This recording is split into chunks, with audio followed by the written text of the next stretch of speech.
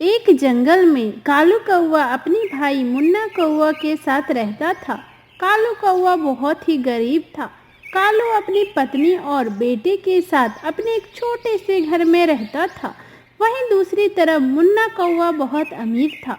उसका एक बहुत बड़ा घर था, लेकिन वह एक नंबर का बदमाश और लालची भी था। कालू कौवा मेहनत करके जंगल से लकड़ी काटकर बाजार में बेच दिया करता, जिससे कालू कौवा का घर में खाना बनता था और उसी से उनका गुजारा चल जाया करता। वही कालू कौवा का छोटा भाई मुन्ना बहुत ही अमीर था, लेकिन कभी भी वह अपने गरीब भाई की मदद नहीं करता था।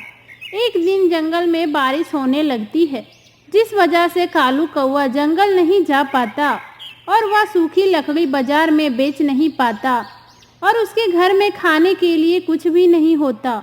उस दिन उन्हें भूखे पेट रहना पड़ता।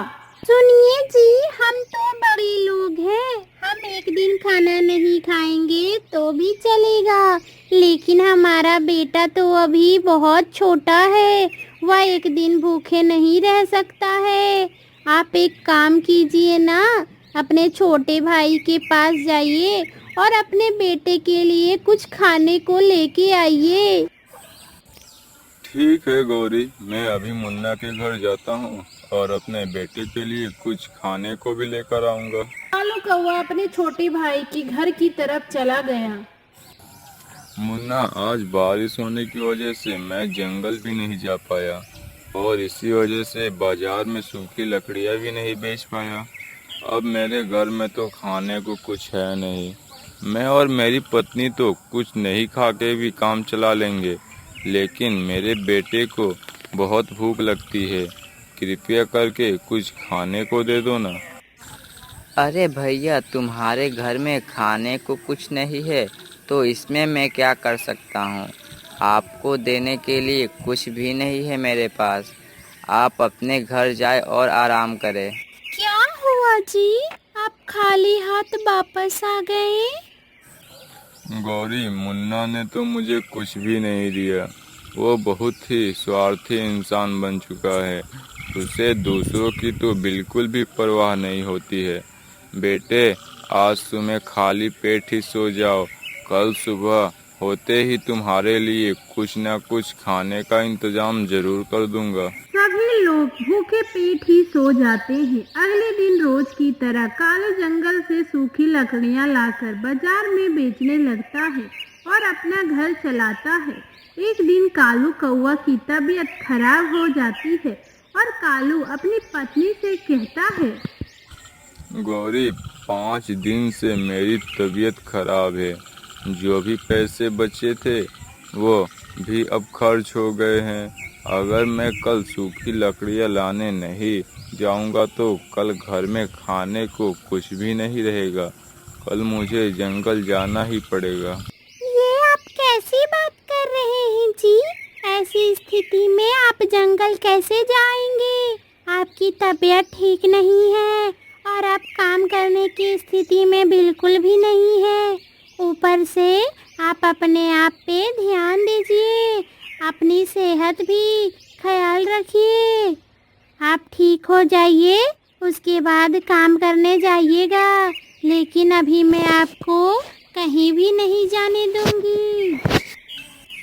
पिताजी, आप परेशान मत होइए। आपकी जगह जंगल कल मैं चला जाऊंगा और जंगल से सूखी लकड़ियाँ लेकर बाजार में बेच दूंगा। आपकी तबीयत जब तक खराब है तब तक मैं जंगल से सूखी लकड़ियाँ लाकर और बाजार में बेच दिया करूंगा। इसके मदद से हमारी घर का तो खर्च चल ही जाएगा। लेकिन बेटा, यह बहुत मेहनत वाला काम है। तुम नहीं कर पाओगे। तुम अभी तो बहुत छोटे हो। पिताजी, मैं आपके लिए बड़े से बड़े काम कर सकता हूँ। यह तो मेरे लिए कुछ भी नहीं है। आप देखिएगा, कल मैं जंगल से सूखी लकड़ियाँ लेकर बाजार में बेचने भी जाऊँगा। इतना बोलकर रोहन अपने घर से कुल्हाड़ी लेकर निकल जाता है और जंगल में आता। रोहन एक छोटा बच्चा था, इसलिए वो छोटे छोटे पेड़ों के पास आता है। रोहन एक छोटे पेड़ को काटने वाला होता है, लेकिन तभी रोहन रुक जाता और कहता है, यह तो बहुत ही छोटा पेड़ है। अगर मैं इसे काटूंगा तो मुझे रोज रोज जंगल आना पड़ेगा, क्योंकि इतने छोटे से पेड़ को काट के बाजार में बेचने गया तो बहुत कम ही पैसे मिलेंगे। लेकिन अगर मैं बड़े पेड़ को काटकर बाजार में जाऊंगा तो मुझे बहुत सारे पैसे मिल सकते हैं। हाँ, मुझे बड़ा ही पेड़ ढूंढना चाहिए। इतना बोलकर रोहन उस छोटे पेड़ को छोड़ देता है और आगे बढ़ जाता। एक बड़े पेड़ की तलाश में रोहन जंगल के और अंदर चला जाता है। तभी रोहन को एक बहुत ही पुराना सा पेड़ दिखता है। रोहन उस पेड़ के पास आता है। पेड़, मुझे माफ़ कर दो, मैं तुम्हें नहीं काटना चाहता हूँ, लेकिन मुझे तुम्हें काटना ही पड़ेगा। यह मेरी मजबूरी है। मेरे घर में खाने को कुछ भी नहीं है और मेरे पिताजी की तबीयत भी खराब है, इसलिए मुझे आज तुम्हें काटने की होगी, नहीं तो कल हमारे घर में खाने को भी कुछ नहीं होगा। मुझे माफ़। बेटा रोहन, मैंने तुम्हारी सारी बातों को सुना। तुम बहुत ही नेक दिल बच्चे हो। तुम मुझे काटने से पहले मुझसे माफ़ी मांग रहे हो। यह देखकर मुझे बहुत खुशी हुई। यहाँ बहुत से लोग आते हैं जो सिर्फ अपने फ़ायदे के लिए पेड़ों को काटते हैं। हम पेड़ों को भी तकलीफ होती है। पेड़ को बोलता देख रोहन चौंक जाता है और पेड़ से कहता है, पेड़ तो बोलते नहीं हैं, फिर तुम मुझसे बात कैसे कर पा रहे हो? मैं कोई साधारण पेड़ नहीं हूँ, बल्कि मैं एक जादुई पेड़ हूँ। मैं जानता हूँ तुम एक गरीब घर से हो और तुम्हें पैसे की बहुत ज़रूरत है, लेकिन तुमने मुझे काटने से पहले मुझसे माफ़ी मांगी थी। बस तुम बहुत ही नेक दिल के बच्चे हो और तुम मुझे बहुत ही पसंद आ गए, इसलिए मैं तुम्हारी मदद करूँगा, जिससे कि तुम्हारे घर की स्थिति सुधर जाएगी। लेकिन आप मेरी मदद कैसे करेंगे? मैं तुम्हें अभी बताता हूँ। बस थोड़े से आगे जाकर तुम्हें एक गुफा मिलेगी। तुम गुफा के पास जाकर यह शब्द बोल देना, खुल जा गुफा का दरवाज़ा, खुल जा गुफा का दरवाज़ा। जैसे ही तुम यह शब्द बोलोगे, वहाँ से एक दरवाज़ा खुल जाएगा। तुम उस दरवाजे से अंदर जाना।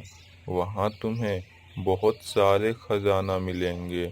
तुम्हें जितना मन हो वहाँ से उतना धन ले सकते हो। तुम्हारा बहुत बहुत शुक्रिया पेड़। मैं तुम्हारे बताए हुए ही रास्ते पे जाऊंगा।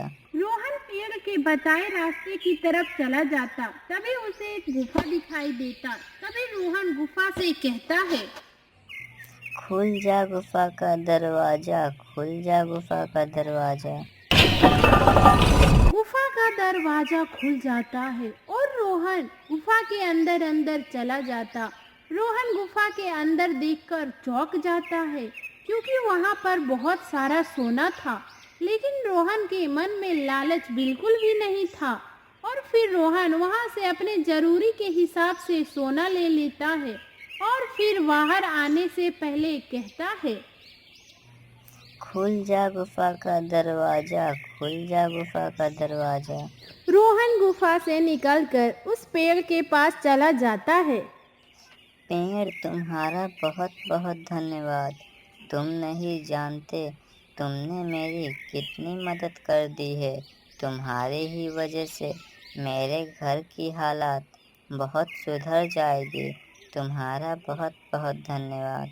इतना बोलकर रोहन सोने को लेकर अपने घर आ जाता है और अपने माँ बाबा को सारी बात बता देता है और फिर रोहन के घर में बहुत बदलाव आ जाता है।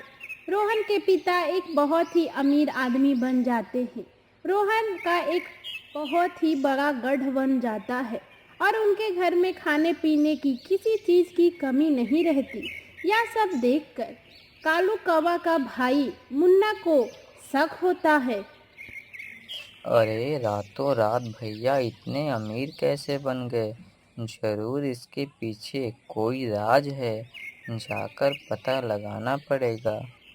और वैसे भी कालू भैया मुझसे कुछ भी छुपाते नहीं हैं, क्योंकि यह पूरा परिवार बहुत ही शरीफ है और इन्हें झूठ बोलना बिल्कुल भी पसंद नहीं है।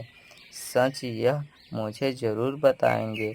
मैं जाकर उनसे पूछ ही लेता हूँ, उनके पास आखिर इतना धन आया कैसे? मुन्ना कौवा अपने भाई की तरफ चला जाता है।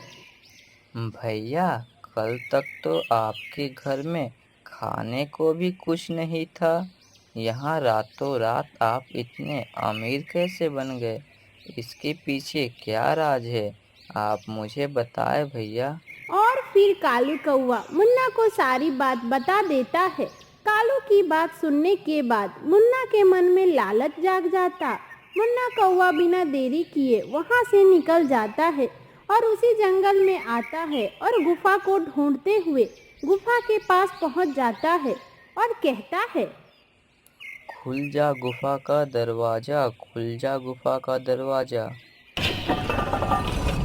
मुन्ना के इतना बोलते ही गुफा का दरवाजा अचानक से खुल जाता है और फिर मुन्ना गुफा के अंदर चला जाता, जहां मुन्ना अपने सामने ढेर सारा खजाना देखकर चौंक जाता है और अपने साथ ढेर सारा सोना ले लेता है। और तभी दरवाजे के पास आकर मुन्ना कहता है, मैं तो भूल ही गया, मैं अंदर आने के समय कौन सा शब्द कहा था। मुझे तो याद ही नहीं आ रहा, क्या करूं? अब मैं यहाँ से बाहर कैसे निकलूंगा? और फिर मुन्ना बहुत याद करने की कोशिश करता है, लेकिन फिर भी मुन्ना को याद नहीं आता और इस तरह कई दिन बीत जाते हैं। अब मुन्ना की हालत बहुत ही खराब हो जाती है और फिर मुन्ना उसी गुफा के अंदर रह जाता है। तो मेरे प्यारे दोस्तों, अगर आपको कहानी अच्छी लगी तो चैनल को सब्सक्राइब करना मत भूलिएगा और हाँ, कमेंट में ज़रूर बताएं आपको हमारी कहानी कैसी लगी। धन्यवाद। मिलते हैं नेक्स्ट